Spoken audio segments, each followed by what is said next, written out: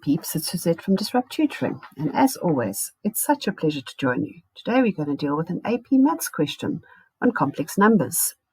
In this question, we are given a quadratic equation of which one solution is 3 plus 5i, and we need to work back to a possible equation which has the solution. Now, when you are given a complex root, they come in pairs.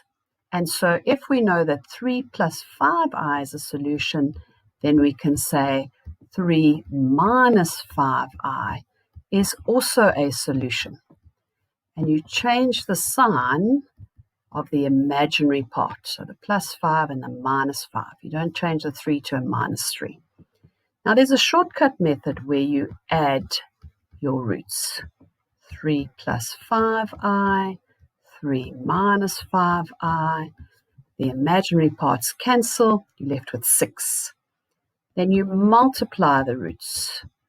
And if we multiply 3 plus 5i, 3 minus 5i, that gives us 9 minus 25i squared. Remember, I squared is equal to minus 1.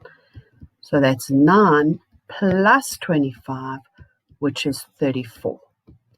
Now, the only trick with this method is when you write down your quadratic equation, x squared minus 6x plus 34, we just have to remember to change that sign. That's the only trick with this. It's just like if you were working with x minus a root, x minus another root, you would change the sign.